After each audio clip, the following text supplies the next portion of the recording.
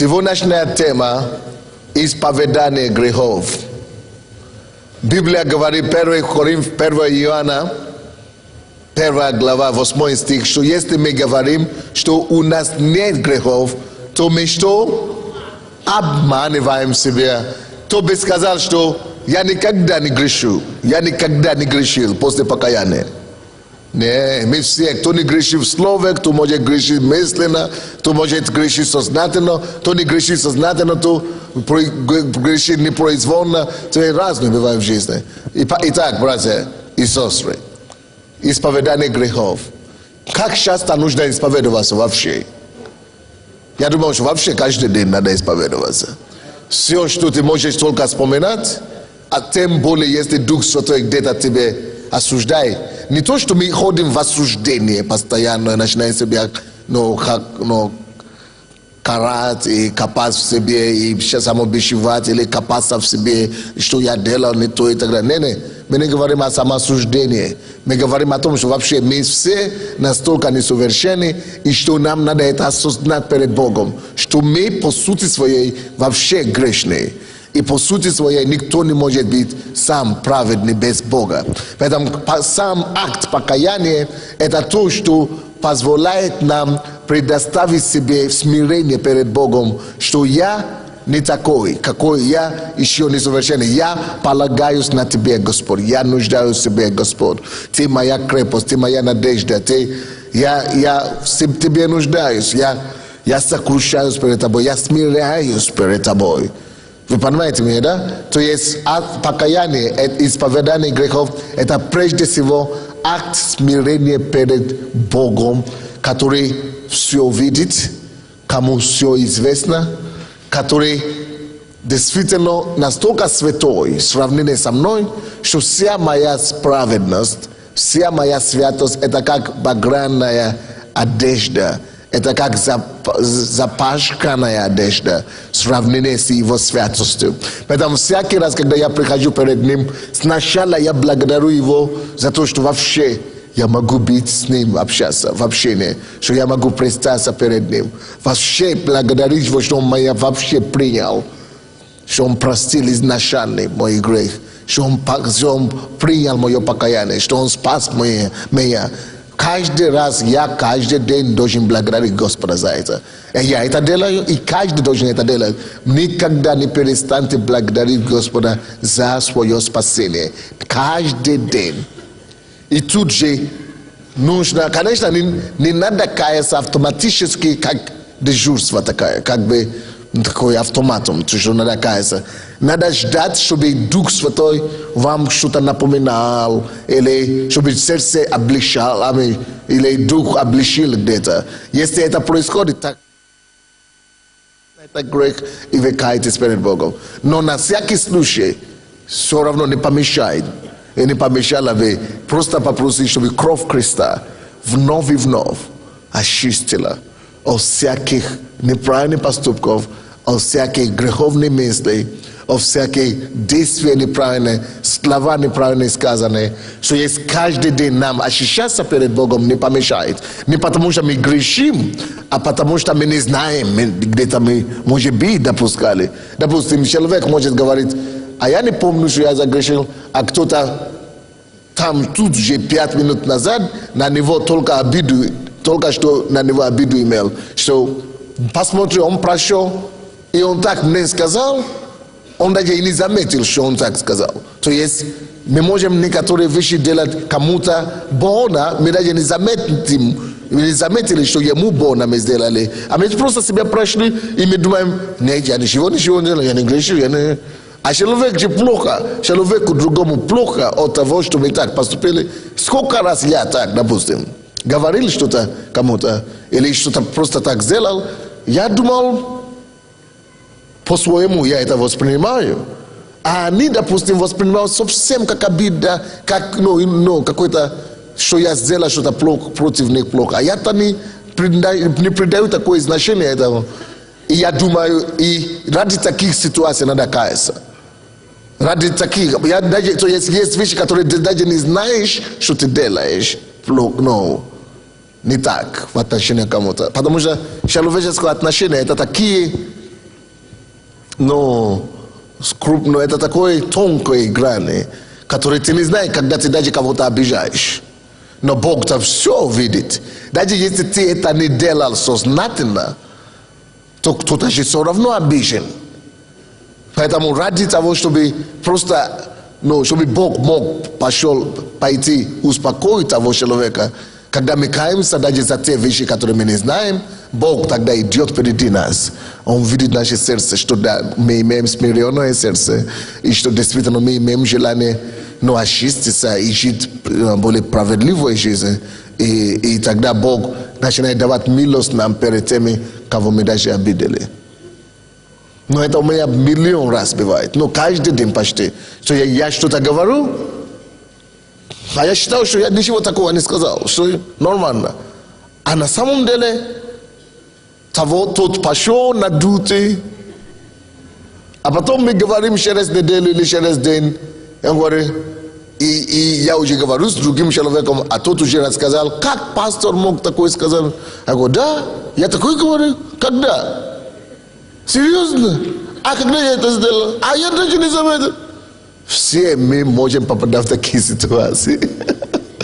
Вот, допустим, однажды я хожу здесь по коридору, по балкону, да, и я вижу одну женщину, которая ходила в нашу церковь раньше, и она белорусская такая, активная очень.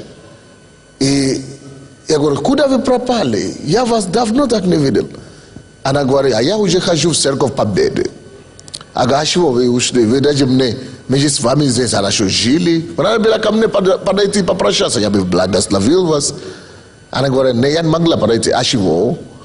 А потому что вы так меня обидели, и так ко мне отнеслись, так меня послали с вашей церкви, что я не могу уже вернуть.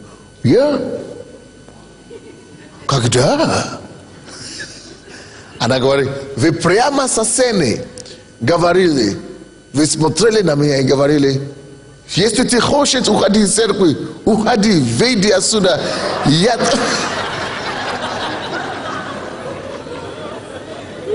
Я тебя больше не хочу видеть в твоей церкви.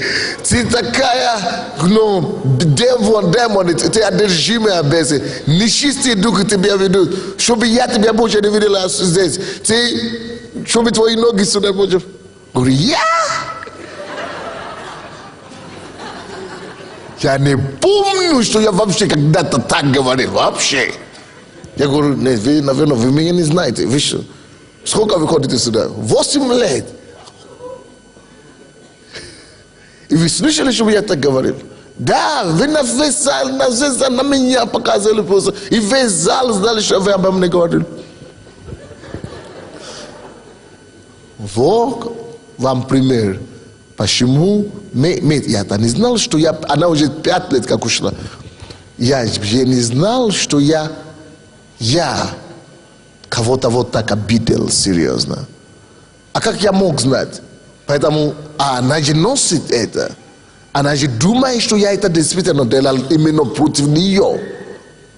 А я даже не помню такие ситуации вообще. Я даже не мог, что я так смогу. Я даже не думал, что я способен так даже говорить. Честно говоря. Но ничего. Раз она так восприняла это, значит, я ее обидел. Значит, она носила все эти годы, эти обиды на пастора Sunday. И она же рассказывает всем, с чего ты ушла от пастора Божьего. Если бы вы знали, как он ко мне относился. И все начинают думать, что действительно так, пастор Sunday. Поэтому нужно каяться перед Богом. И когда я каюсь перед Богом, я даже не знаю об этой ситуации, но благодаря тому, что я сокрушаюсь перед Богом, я каюсь перед Ним, Он видит мое сердце, Он знает, что я действительно не хочу ранить ни ее, ни кого другого. И даже если я это делаю несознательно, я каюсь. Бог видит, что я конкретно действительно каюсь искренне. Бог начинает принимать мое покаяние, и Бог начинает давать милость мне, так, чтобы, даже если она весь гнев расскажет, потому что мое покаяние было оригинальное, интересное, то есть настоящее перед Богом, Бог начинает посылать милость мне и благодать, чтобы покрыть мне. И чтобы это больше вреда мне. То есть Поэтому покаяние и исповедание перед Богом это важнейшая вещь. Вот этот брат, который рассказывал, да, свою историю, из-за того, что он не мог раскаяться перед Богом, не то, что даже перед пастором или лидером, он даже перед Богом не мог раскрыться. Вот, только вроде бы такой вроде бы безобидный, вроде бы это его личное дело. Но вот этот факт, что он не мог показаться перед Богом, видите, к чему привело к нему?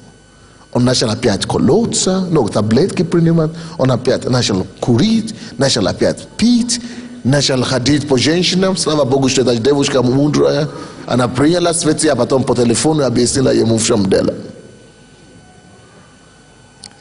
То есть потом он отрезвился.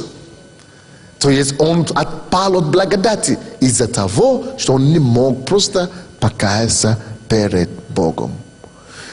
Иногда мы думаем, вы знаете, я встречаю некоторых людей, которые так говорят: пастор, я не попрошу нее прощения. Я не попрошу него прощения. А почему? А потому что я это не делал. А потому что я ничего плохого не сделал. А потому что я его не обидел. Не, я этого не делал. Я не буду просить прощения за то, что я не делал. То есть неразвитые, как вам это сказать? Как это? Абсолютно незрелость. Это абсолютно какой-то детский менталитет, какой-то ментальность рабской, независимой, какой-то помраченный какой-то отношение к жизни, понимание духовных принципов. Хорошо, я это не сделал, я знал, что я это не сделал, но он так считает, что я сделал. Окей, слава Богу, что мне надо делать? Показ.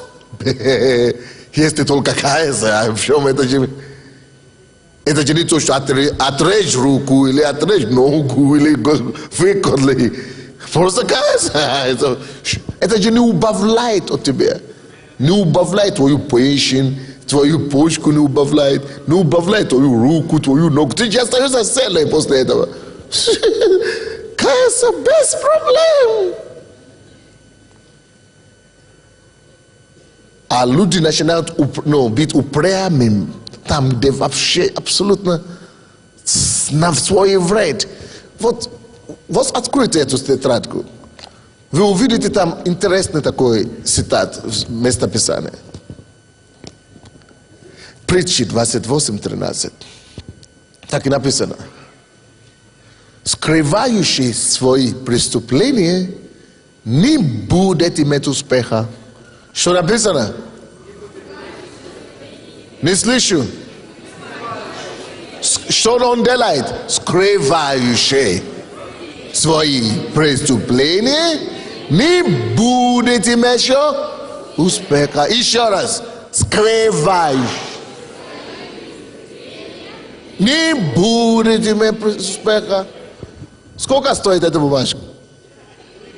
3 гривны. И ни у кого нету в зале, я вижу. Как это понять? Забили. Как это забили?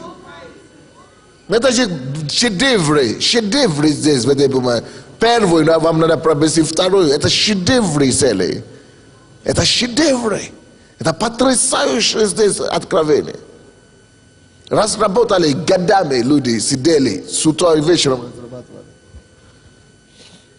Скрывающий свои преступления не будет иметь успеха, а то сознается и оставляет их, тот будет. Не слышу? Не слышу? Не слышу? Богом будет помилован. Богом будет помилован.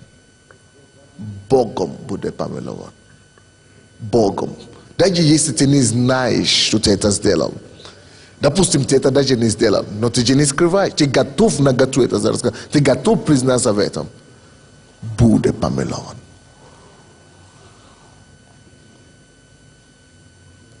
Но оказывается, что не тот, кто исповедует свой грех, будет помилован. Неправильно. ni tot to soznająca w swoich grzechach bude pomilowany. Ile kto soznająca bude pomilowany. I оставляет сознается в свой грех, и что делает? Оставляет этот грех, будет помилован. Даже когда она меня обвиняет, вот эта сестра, допустим, сказала, я так сделал, я сказал ей, слушайте, вы меня не знаете, я не мог такое делать. Она говорит, вы что, вы же перед церковью, все же видели. Я говорю, хорошо, значит, согласен, ну что поделаешь? Ну что? Я говорю, ну хорошо, ну каюсь, что мне делать, стать на колени. А пастор меня знает, это не проблема. Стань на колени. И стану на колени. Он говорит, ну вы что вы, я прошу. Я говорю, простите меня, пожалуйста. И я не знал, что я это не, ну, я не знал, но перед Богом, не чувствую, что я это не сделал. Я не могу так поступить. Но я говорю, но все-таки после этого я хожу до сих пор, это уже где-то полгода назад было, или год, я хожу, не могу забыть это, неужели я так совсем говорю? Я думаю, мне не верится. Но все-таки на всякий случай, я это держу себе на заметку, чтобы, не дай Бог, чтобы кто-то опять так подумал, что я такой делал. Чтобы я может быть, я небрежно где-то допустил. Чтобы я, короче, не дай Бог, не допустил уже никогда подобное. В отношении никому. Даже если я считаю, что я даже это не делал, но все равно я должен, если Бог уже даже позволил, чтобы она так думала, и чтобы она еще мне это выговорила, значит, что-то Бог допустил это ради что-то, чтобы для меня что-то, я тоже для себя что-то заметил. Поэтому я буду это заметить, я хочу это заметить на самом деле. Поэтому не только тот, кто исповедует свой грех, будет помилован, но ты будешь помилован только после того, как ты исповедовал, осознается в этом грехе, и потом, скажи, делаешь поворот на 180 градусов и оставляешь, и принимаешь конкретное, качественное решение в сердце твоем, что ты больше этого не сделаешь или не вернешься к этому. Всякое может быть в жизни. Если ты даже это уже сделаешь, опять сделаешь, вернее, но ты в данный момент действительно оставляешь это, будет помилован.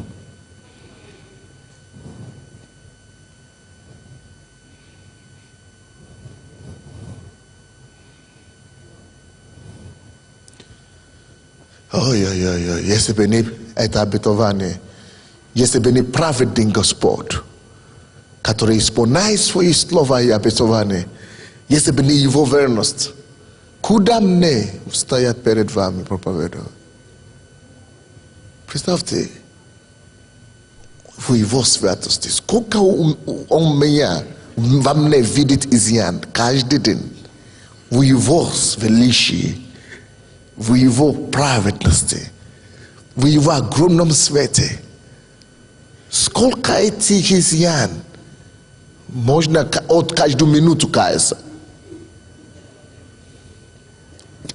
Поэтому исповедовать и каяться перед Богом — это наш с вами шанс. Это что? Не слышу? Это наш с вами шанс. Шанс. Шанс. Вот благодаря таким книгам, как это, да, вот это второй том уже, мы с вами все можем стать лидерами домашних групп. Просто бери и считай. Это уже все подготовлено. Вот тема домашней группы для нас. Это то, что мы сейчас используем на домашней группе. Но сначала мы его разбираем здесь по четвергам и по домашним группам тоже. Чтобы дошло так до нас, чтобы мы начали ходить в свете этих истин. Здесь дается определение такое. Исповедовать Значит, произнести вслух. Пусть это будет один на один перед Богом, но вслух. Оно очень важно, когда вслух. Может быть, даже не обязательно вслух, но вот когда ты это делаешь вслух, оно тебе дает осознание определенное. До тебе доходит это дело. Ты начинаешь задумываться об этом. Так что исповедание это произнести вслух честно честно признаться в том, что вы согрешили. Просто честно признаться. Осознали свой грех и искренне раскаивайтесь в нем. Бог видит все по-любому, что происходит в нашей жизни, знает о том, что вы думаете, что вы скрываете в своем сердце. Ибо написано в Писании, Иеремия 17, 9 и 10 стихи. Лукаво сердце человеческое более всего и крайне испорченное, даже наше собственное. Любой человек, лукаво сердце человеческое и крайне испорченное. Кто знает чего? Даже вы сами, порой вы сами себе не знаете. Порой вы сами поймаете себя в том, что как я мог это делать. Пока вы в плоти, исповедание есть единственный наш с вами выход. Исповедоваться постоянно во всех мелочах и получать прощение грехов. Dann послушай меня сегодня.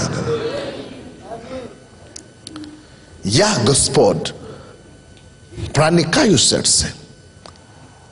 Видишь, если Бог сам говорит, что Он проникает в сердце, ужас. Бог одному знает, ему одному известно, что же Он там видит в моем. Ведь мы с вами-то не догадываемся, что там скрывается еще. Вы знаете, порой с вами мы думаем, что мы уже такой святой. Как Он мог ударить жену? Может быть, ты этого еще не сделал никогда. Только потому, что ты еще не попал в такую ситуацию. Кто его знает, как ты себя поведешь, если ты попадешь в такую ситуацию? Как это так? Как она смогла? Молодая девушка, она же ходит в церковь. Как она могла встречаться с неверующими? Или как она могла пасть в блуд? Слава Богу, что ты святая такая. Но кто... Но кто его знает? Не дай Бог, как ты себя поведешь, если ты попадешь в такую же ситуацию, как вот эта девушка попала. Поэтому Бог говорит, никогда никого не осуждай. Не суди никого. Ты ходи перед Богом, исповедуй свой грех. Если ты будешь идти в искренности, праведности перед Богом, Бог тебя не допустит, чтобы ты так попал в такие ситуации. Но сердце человека даже только Бог знает, даже ты сам не можешь всегда знать. Я, Господь, проникаю в сердце. Вот почему надо каяться, потому что Он проникает, Он все видит. Конечно, вы знаете, как мы всегда с вами делаем? Мы всегда любим рассказывать светлую сторону нашего сердца. То, что удобно, то, что неудобно на слух другим, мы придерживаем это при себе. Не рассказываем. Но Он-то все это видит, и вторую половину, и светлую, и темную сторону. Я, Господь, проникаю в сердце и испытываю внутренности, чтобы воздать каждому по пути его и по плодам дел его, по пути его, который он ходит. Видите, как Бог воздает. То есть Бог судящий. Судья. Но что Бог судит? Напишите. Бог не судит ошибки. Бог не судит, что человек согрешает. Бог начинает судить, когда человек уже это делает образом жизни, когда человек уже грешит. Ну, давайте я вам это докажу здесь. В этом он говорит, я, Господь, проникаю в сердце и испытываю внутренности, чтобы воздать каждому по пути. Что такое пути? По пути. Именно по пути. Это значит, человек конкретно ходит по этому пути. То есть по пути его. Бог судит человека именно по пути его. До того он тебя не будет судить. Если ты провинился только один раз, это не стал твоим путем. Это не стал твоим образом жизни. Это не стал путем, которым ты ходишь. Он тебя милует. Но когда это становится система, то есть это ты ходишь по этому пути постоянно.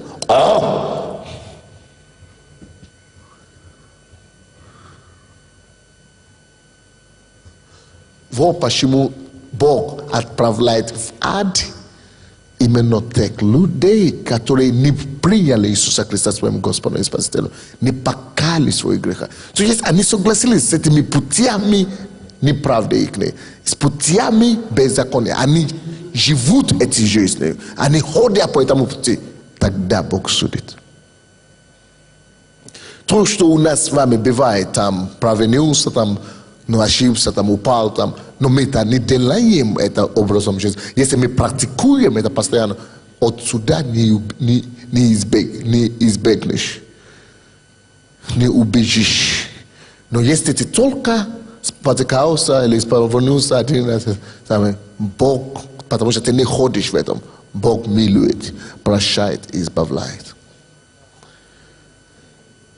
Испытывал сердце, внутренности, чтобы воздать каждому по пути его и по плодам дел его. То есть по плодам дел его. То есть он постоянно приносит это плод.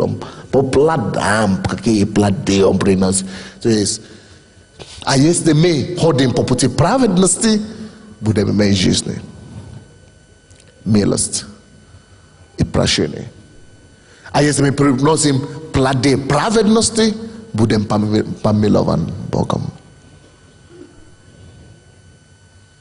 Хотя он смотрит на сердце, но он смотрит на сердце только и проникает дух и душу, чтобы только осудить то, что есть система, то, что уже стало системой, то, что уже стало образом жизни.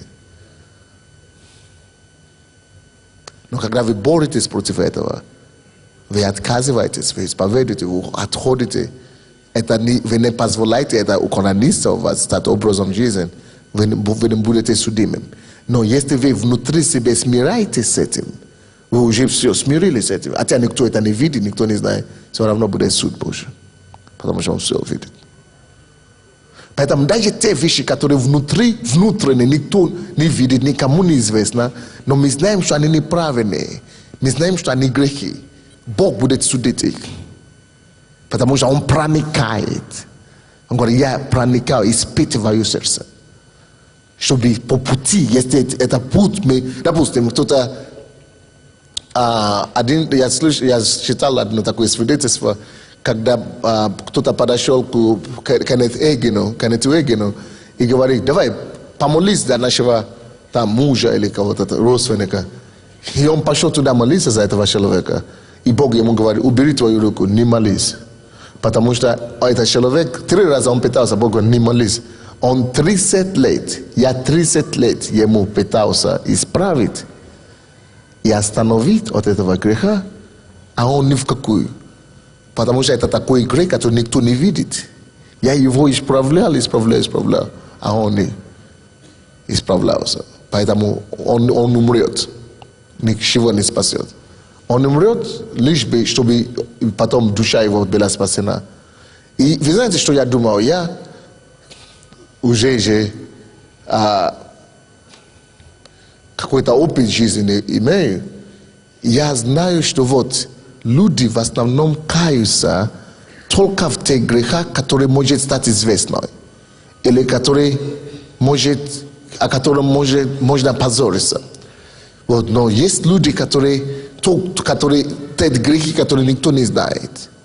Вот, допустим, однажды я читал в книге такое, и я теперь, когда я сам женился, я понял, что это правда. Есть некоторые грехи, которые скрываются за браком. Мы говорим, мы женаты, мы муж и жена. От под именем брак, семья, некоторые люди заказывают себе такой ад. Они так творят такие вещи. Но потому что это же как бы интимная жизнь, это жизнь скрытая. Короче, никто все равно не докопает. Но ты знаешь, что это неправда. И ты сам себя знаешь это.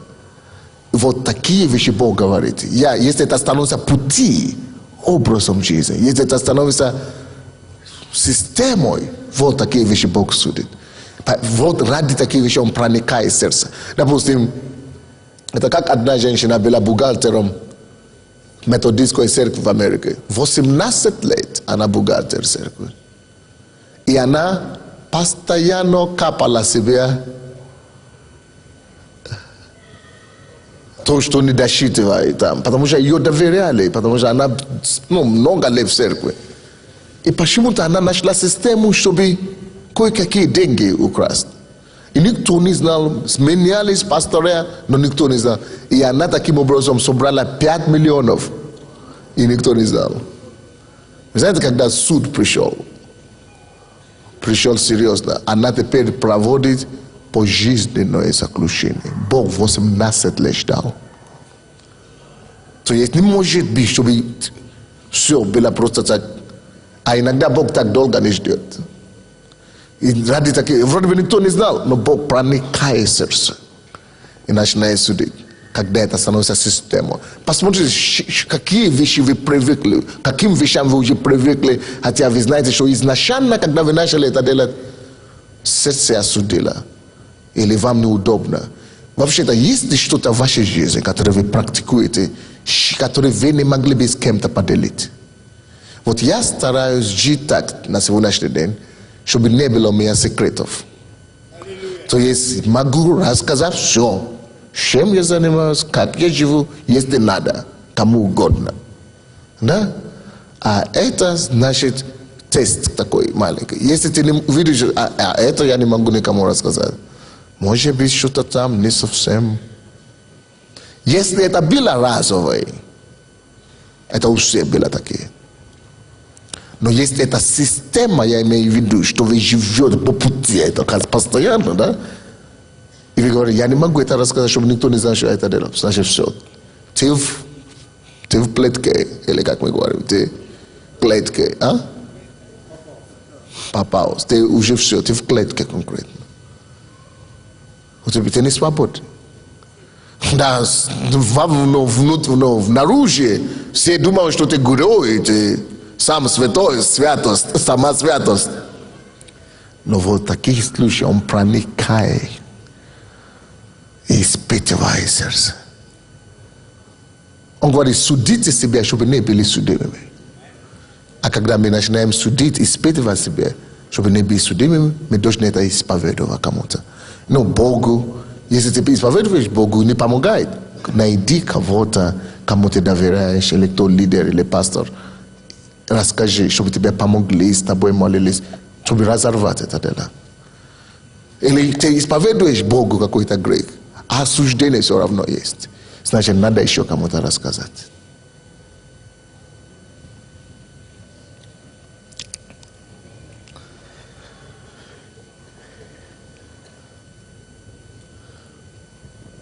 Здесь написано такие слова. Вы должны назвать грехом то, что называет грехом Бог. Например, в миру незаконное сожительство мужчины и женщины называют гражданским браком. А Слово Божье называет это блудом. Не пытайтесь оправдаться за совершенный вами проступок. Грех содеян вами, и вам придется отвечать. Не бойтесь сказать, я живу в блуде. Не бойтесь сказать, я живу в блуде. Я украл, я солгал, я оскорбил человека и так далее, и так далее. Исповедуйте свой грех Отрекитесь от него и обратитесь к Богу с молитвой о прощении. Кровь Иисуса Христа омоет, и Бог простит вас. Основанием для вашего прощения является кровь Иисуса Христа, но получить прощение можно только через исповедь. Исповедь. Имеется в виду исповедь Богу. Если вы открыто признаетесь, раскаиваетесь и отречетесь от греха, то он больше не будет связывать вас. Прочтите Псалом 31 написано. 31 Псалом с 1 по 5 стихи. Там задача маленькая, нужно выполнить. Запомните. Первый пункт. Бог прощает только исповеданный грех. Это очень серьезный пункт. И очень серьезный, чтобы его запомнить. Бог прощает какой грех? Не слышу. Не слышу. Не слышу. Не исповедующий, а исповеданный. Бог прощает только исповеданный грех. Что значит исповеданный грех? То есть тот грех, который я рассказал пастору или лидеру? Нет. Тот грех, который я исповедовал кому? Прежде всего Богу. Но есть некоторые грехи, которые рассказать Богу недостаточно. Допустим, сегодня брат один тоже у него был какая-то проблема с грехом, но блуд. Он постоянно попадал в это. А Бог никого не раскрывает с первого раза. Потому что это еще не система. Но когда это уже становится системой, тем более верующий. Он уже Богу покаялся, но он не мог себе найти место. Все.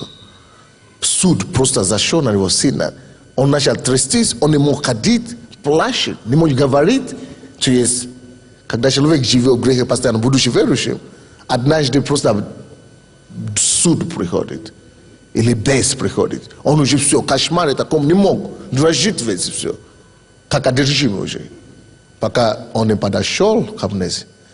Я смотрю на него, не надо перед пасторами. Когда он перед пасторами, мы молились за него, тогда опустилось. Это страшно.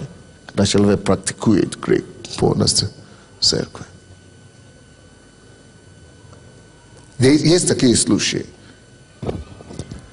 когда нужно действительно перед кем-то исповедовать. А так в основном имеется в виду, чтобы исповедовали перед Богом. Неисповедованный грех не прощается, но исповедованный грех и только исповедованный грех прощается. Второй. Бог милует тех, кто сознается в своих прегрешениях и оставляет их или отрекается от них. Так, то есть не только надо исповедовать, но надо оставить. Тогда Божья милость приходит. После исповедания восстанавливается общение с Богом. То есть после того, как человек исповедует свой грех и даже оставляет, ему надо начать процесс. Какой-то процесс. Какой процесс? Процесс восстановления отношений, личных отношений или личное хождение с кем? С Богом. Лично. Теперь надо строить, надо созидать. Причина, почему ты упал, во-первых, или причина, почему ты совершил этот грех, потому что что-то не было созиждено до конца. Поэтому теперь, когда ты уже прощен, надо теперь приступить к строительству отношения твое с Богом, или к укреплению твое отношение с Богом. Понятно? Если же ходим во свете, подобно как Он во свете, то имеем общение друг с другом, и кровь Иисуса Христа, Сына Его, очищает нас от всякого греха. То мы имеем общение, когда мы исповедуем грехи наши. Исповедание греха необходимо, чтобы получить исцеление порой. Порой, чтобы получить исцеление, или вообще, чтобы Бог ответил на любые наши вопросы. Он говорит, если я скрываю или сокрываю грех в сердце моем, то что?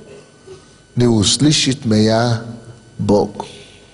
Если я скрываю грех в сердце своем, не услышит меня Господь. Не услышит.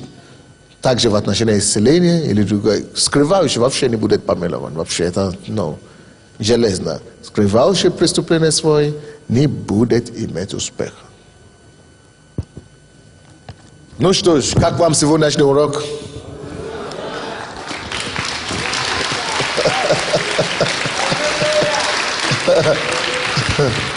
Потрясающие уроки.